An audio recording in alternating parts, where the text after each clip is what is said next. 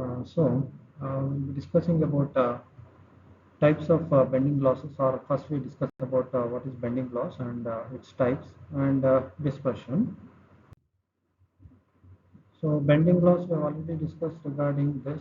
Uh, Depending on the radius of curvature and the bending at the uh, curves of the optical fiber, we can see that there might be losses which exist due to bending of these fibers. So they are bending losses. And if the bending is very small, so that the losses are negligible, we consider it as micro bending losses. And if the losses are more, which is based on the bending the process, if the bending is very high, we consider macro bending losses. And these are the two types of bending loss. In micro bending losses, while we bend the optical fiber by a very small amount, it is very difficult to visualize the fiber being broken or a crack in an optical fiber. But there may be some sort of losses which exist due to this micro bend process. They are micro bending.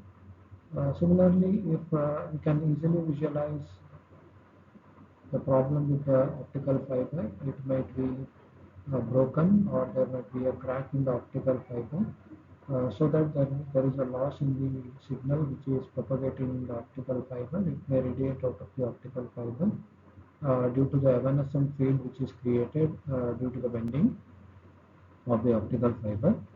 So that is the macro bending losses. So if I consider the first one, that is micro bending losses, we see that micro bending is a loss due to a small bending or distortion. So if we bend the optical fiber by a very small amount, we see that the losses which arises due to this is micro bending losses. And this micro bending is not visible, as I already told you that it is very difficult to visualize a small crack or a break in the optical fiber because of small bending which is done, which is micro bending of the fibers. And these losses are also due to temperature related, or any tensile related, or a crush related, which is some tensile stress is applied onto the optical fiber, which may also bend the optical fiber, which can lead to the losses. And also if the temperature is very high, then the optical fiber may be affected due to this high temperature, making the fiber to bend by a small amount, which results in bending loss also. Then the effect of micro bending on multimode fiber can also result in attenuation, which has to be increased, which also depends on the wavelength. So whatever attenuation we consider in the multimode fiber, which exists due to the micro bending process, it is dependent on the optical signal, or a signal wavelength.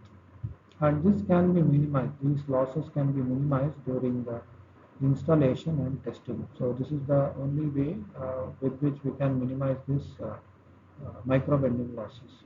And this is a diagram which depicts that the micro bending losses is occurring in the fiber.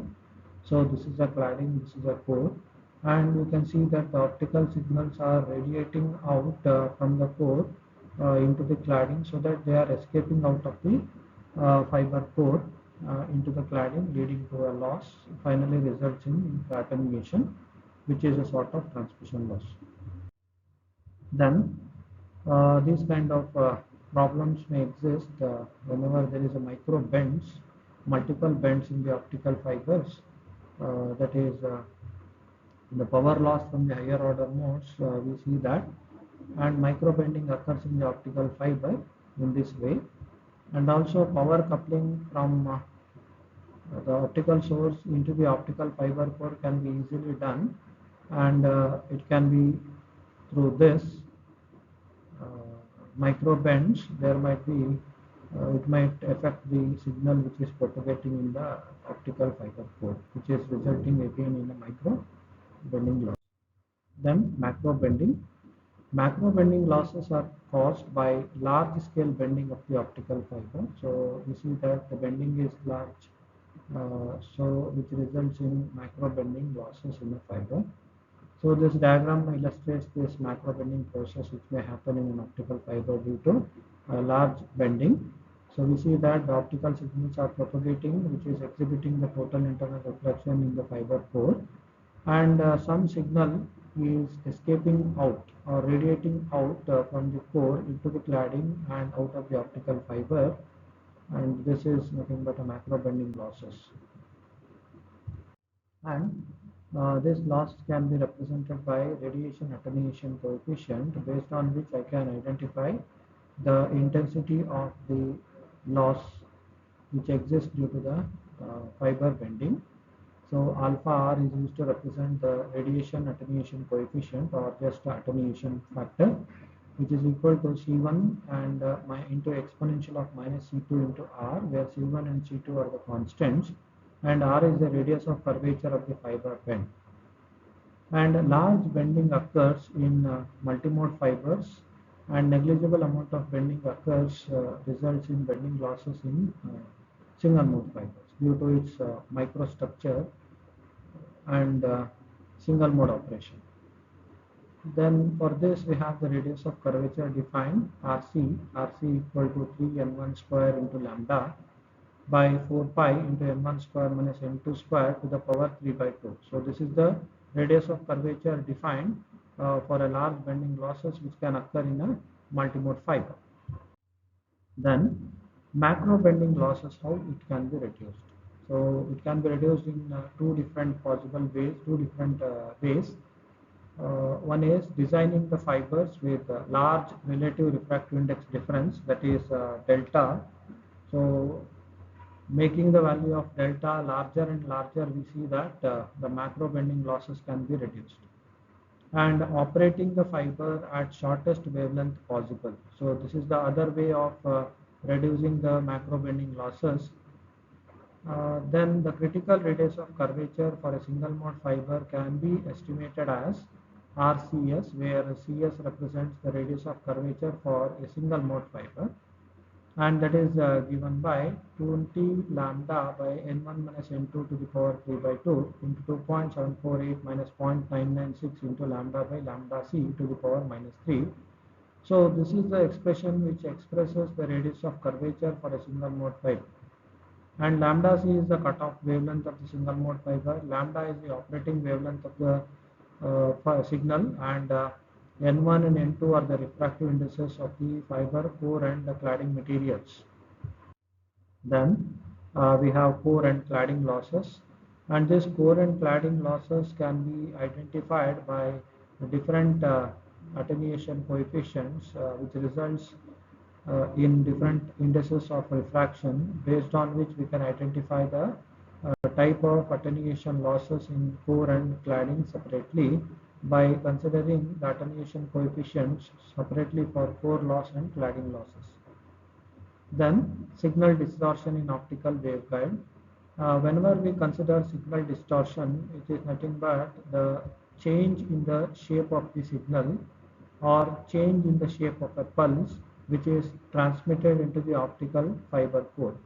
So it is nothing but broadening of a pulse or pulse spreading. We call it as dispersion. So the pulse gets distorted as it travels along the fiber length. So as the optical signal or a pulse is propagating in an optical fiber core, as it travels, it gets distorted. And the distortion may be very small or distortion may be very high.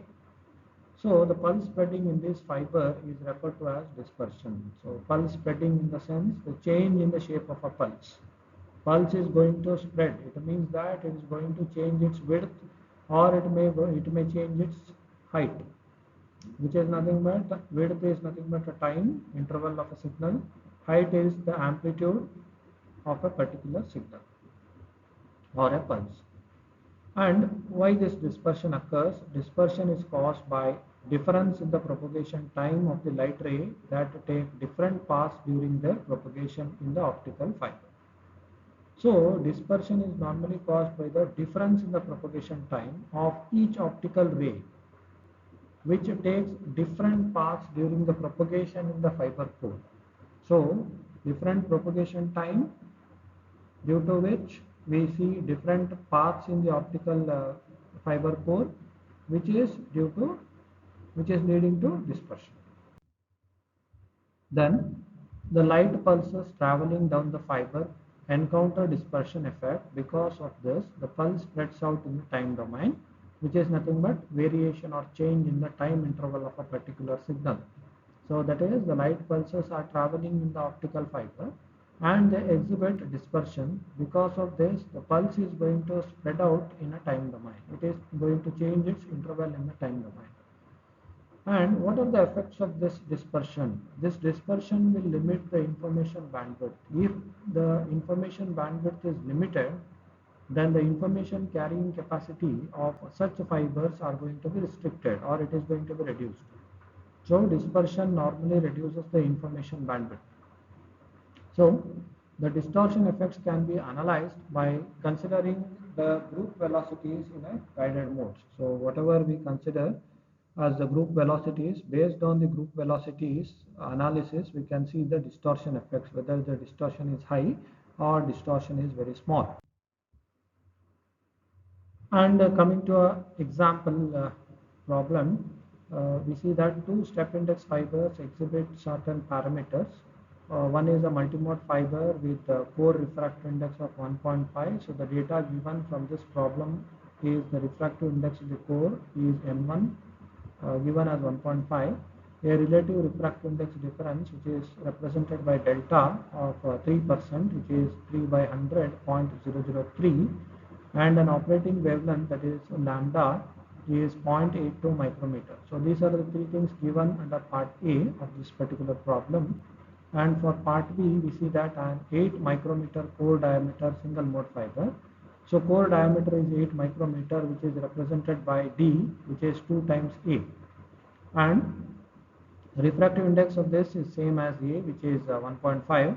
A relative refractive index difference of 0.3%, which is reduced by 10% compared to the first one, and an operating wavelength of 1.55 micrometer. So delta is being changed, followed by lambda. So both the parameters are going to be changed. So we have to estimate the radius of curvature, which is critical radius of curvature, at which large bending losses occur in both the cases. So we have to identify what is the radius of curvature depending on this data specified. So the relative refractive index difference has to be obtained first. So delta is equal to n1 square minus n2 square by 2 n1 square. So depending on the values specified, n2 can be obtained, it is 2.115. Now, using this equation, we can find the multimode fiber critical radius of curvature, which is given by RC 3n1 square by lambda divided by 4 pi into n1 square minus n2 square to the power 1 by 2. So if I use this, I will find 9 micrometer is the radius of curvature for a multimode fiber. Now, so based on the same, by considering the cutoff wavelength lambda c 2 pi a n1 by 2.405 into 2 lambda to the power half, I can get what is lambda c 1.214 micrometer. So using this lambda and lambda c, on substitution in this equation, I can find radius of curvature for a single mode fiber, which is represented by RCS. So RCS will be equal to this 34 millimeters. So this is the difference in the radius of curvature for a single mode fiber and radius of curvature for a multimode fiber.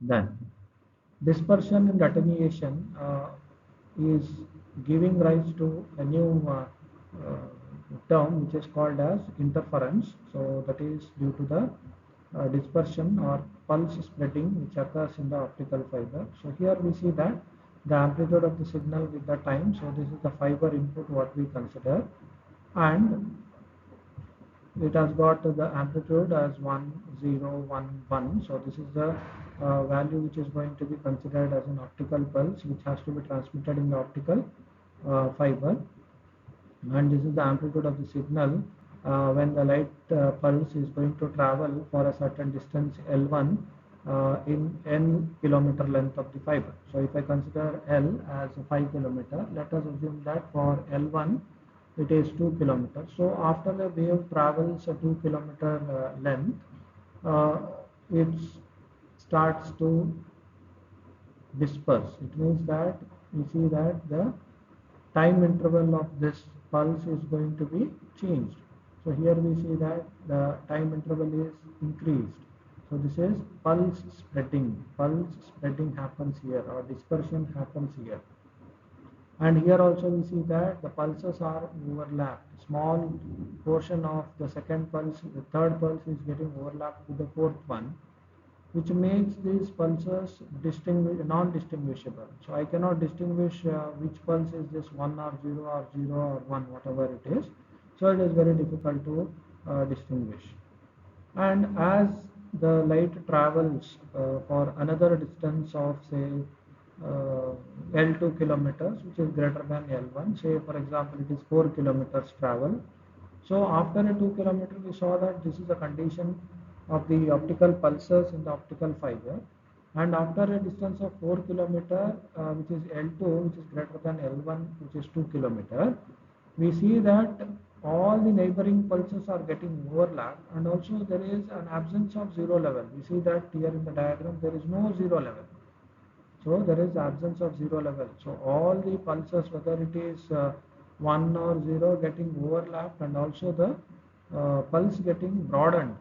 So it gets broader and broader, and also the amplitude of such signals are going to be affected. We see that here the amplitude is slightly lesser than the input pulse what we have sent in an optical fiber. But as it travels more and more, we see that the amplitude of the signal is started to reduce. So this is nothing but inter-symbol interference. So one symbol is interfering with the other, causing it to overlap, so that the pulses are not distinguishable. The values are not distinguishable, so they are inter-symbol interference. That is inter-symbol interference. So after traveling some distance, pulses start broadening and overlap with the neighboring pulses. At certain distance, the pulses are not even distinguishable, and error will occur at the receiver. So obviously, whatever we have sent at the transmitter may not be received at the receiver, because the pulses are getting broadened, and amplitude of the pulses are affected, due to which there will be error which occur at the receiver. And this effect is known as inter-symbol interference, which is ISI. Now, the information carrying capacity is always specified by a bandwidth distance product, because we consider for it the length of the fiber, which is the distance in represented in kilometer, because the fiber length is represented in kilometer, and the bandwidth is normally high in an optical fiber, which is megahertz or gigahertz, so that the information carrying capacity is specified by a bandwidth distance product or bandwidth length product, which is megahertz into kilometers. So for a step index bandwidth distance product is, for a step index fiber, the bandwidth distance product is 20 megahertz kilometer. If I consider the bandwidth is 1 megahertz for a length of 20 kilometer fiber, I say that 20 kilometer into 1 megahertz giving me 20 megahertz kilometer, and for a gradient index fiber it is 2.5 megahertz kilometer, which is very less compared to step index fiber bandwidth distance product. So that whatever the information carrying capacity is specified by the fiber, it is based on the bandwidth distance product or bandwidth length product. It is normally considered to be B into capital L, or B into the distance, which is in kilometers. Then a group delay.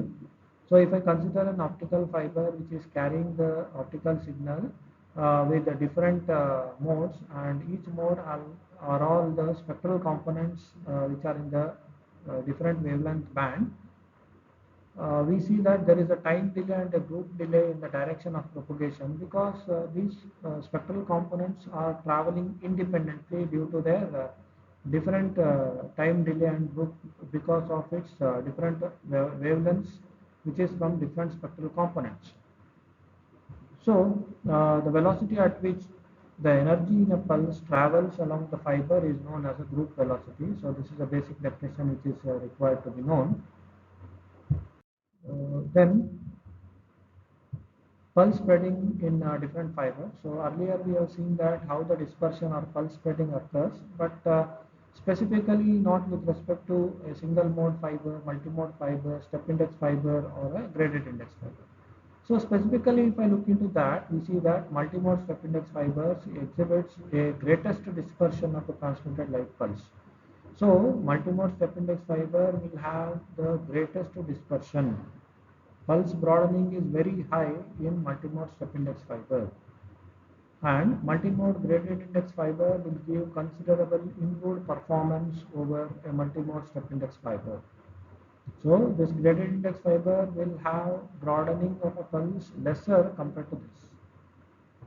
Now, single mode fiber gives minimum pulse broadening, and it is capable of the greatest transmission bandwidth, because if I consider single mode fiber, there is a single optical wave which is propagating along the fiber core axis, along the direction of the fiber core axis at the center of the core. So there is no question of broadening of the light pulse and overlapping with the other pulses of different group velocities in the optical fiber core. So it has a capacity of having greatest transmission bandwidth, so that more information at a very faster rate can be transmitted using this single mode fibers. And the amount of pulse broadening is dependent on the distance also. We have already seen that considering two distances L1 and L2, whenever the optical signal or a pulse is going to be propagated into the optical fiber through the optical source, we see that the amount of pulse broadening is going to be changed depending on the distance. So for a smaller distance, the pulse broadening is lesser, and as the wave propagates through the fiber material, the amount of pulse broadening is going to be increased. So this is how we see that in a particular diagram. So we see that this is a multimode step index fiber, and this is the fiber input, which is the input pulse sent coupled into this optical fiber, and this is the amplitude of the signal. This is the time interval or duration of the pulse. And at the output, due to the dispersion, we see that the amplitude of the signal is drastically reduced, and also there is the time interval being changed. The pulse is spread like it is increased by twice of the previous time interval. So the time interval of the pulse is twice that of the input pulse, which is sent into the optical fiber or coupled into the optical fiber. So here the dispersion is very high. It is a multimode step index fiber. And the second one, we see that this is multimode graded index fiber. So this mistake in the text. So multimode graded index fiber, and this is the particular input pulse which is fed into the optical fiber, and we see that at the output of the fiber the amplitude is reduced. Also there is change in the time interval, but not as much as which is in the multimode step index fiber in terms of time interval and also in terms of amplitude. So this gives a better performance in comparison with the multimode step index fiber, whether it is in terms of amplitude or whether it is in terms of the time interval or duration of the particular pulse which is transmitted into the optical fiber core. Similarly, we see that for a single mode step index fiber, in a single mode step index fiber, we see the amplitude of the input pulse, duration of the pulse, and this input pulse or the pulse which is the input to the optical fiber. So this has to be coupled into this fiber core, and once it is coupled into the optical fiber, the fiber output which is resulting in this,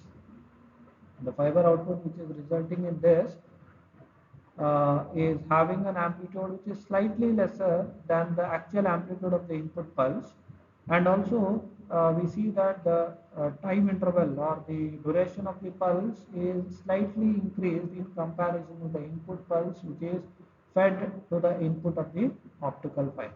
So by looking into this, we see that the amplitude and the duration of the pulse is affected very high in case of multimode step index fiber, so that I can say that the dispersion is very high, the pulse broadening is very high in multimode step index fiber, and it is very less in single mode step index fiber and moderate in multimode graded index fibers. So this is how the intersymbol interference and pulse spreading are considered in an optical fiber, whether it is step index multimode fiber, step index single mode fiber, graded index multimode fibers.